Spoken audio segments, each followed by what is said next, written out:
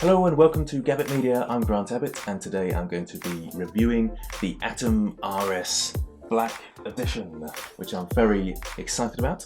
Abroco have sent me this chair to review. Thank you very much for that, and I'm very impressed. I'm very pleased. As you can imagine, I do love free stuff, whatever, but in this case it's something that I was after because I think it's quite important. So I'm going to talk a bit about the chair, obviously, but I'm also going to talk about the importance of health and safety at work. I know that sounds a boring subject, but it is essential, and I think there's a few things that I've learned over the years of doing freelance and sitting at a desk for a long time, and just teaching in general, because I'm sitting at a desk quite often when I'm teaching.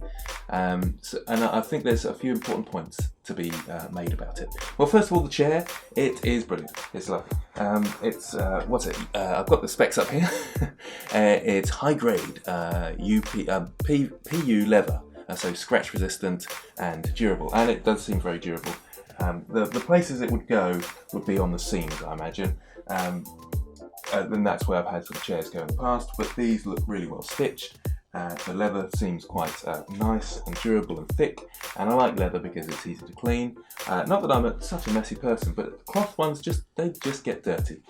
It's one of those things, isn't it? And so leather, easy to clean. I would always say get a leather chair instead of a cloth one. You might feel a bit more comfortable, maybe if you're in a really hot environment, you could go for a cloth one, or fabric one, I should say, cloth one.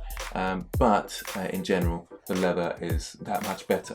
It's got lots of adjustable features, so you can probably hear it squeaking away as I move about. Sorry about my microphone setup. I'm testing out 3 mics today, and I've got this huge big ball on this one, and this one here, and my lapel mic, trying to test out which one's better, because I've had lots of audio problems. As you can see, I've moved offices. I don't know whether you can tell that from my last one, obviously, but and I've got my green screen in the background, but I'm not obviously keying it today because that would be silly. I want to show off this chair. So the arms can go up and down. So can you see the arm? Yes, you can. So the arms can go up and down, and they can go in and out like this, side to side like this. So there's all sorts of functionality to the arms. Eight ways of adjustment. What I like as well is the adjustable back. This is it this one? Oh no, that's the other one. This is the forward way one. So I can lean forward like this, and you can set it to go forward. I'll just reset that. And what's this one again? Oh, this is the up and down, isn't it? So I won't do up and down because it's going to make a racket, but I can go up and down. That's one of the most important, actually, the up and down function, because you want your monitor, the top of your monitor to be at the top of your eye level. And that's supposed to be the optimum position, and feet flat on the floor and legs sort of straight out and down. I don't know whether you can see my legs so well, but they're flat on the floor and you want a nice straight leg. It does come with cushions. I'll show you a picture of it. It does come with cushions. I don't need the cushions because I'm fairly tall and I don't really lean back in my chair that much to worry about that sort of thing. But it does come with cushions, so you've got sort of lumbar support at the bottom and a cushion at the top. But I find they just sort of get in the way for me anyway. What I really like is the fact that I can do this. Weirdly, that's something that I really wanted. My last chair didn't go up and down. It was wheelie, didn't go up and down, and it didn't have that. And it was just uncomfortable. After a while, it got uncomfortable. Now, it's important to note, I think, that a good chair is only part of the solution. Yes, it's important. I suppose I've got a list of things to talk about here, actually, so I will talk about the pricing. So at the moment, this is the Atom Black RS edition.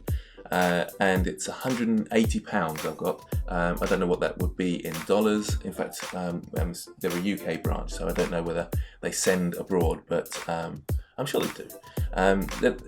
It sounds quite a good company, actually. The communication's been really nice, and they offer same-day dispatch, and it's free delivery, 30-day money-back guarantee, and 12 months product warranty. So it seems quite a good place to buy from. Obviously, I've not had any experience in that sense. Yes, I've talked about all the details, but you can only go so far with a chair in terms of your sort of health and safety. It's weird talking about health and safety because I avoid those seminars like the plague at school and stuff like that, because they are just so dull and so boring. And I think in reality, they are there to protect the company.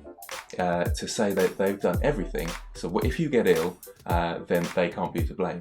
Because some of this stuff is ridiculous about how you're supposed to sit at a desk like this, and you're supposed to type away like this all day with your back upright.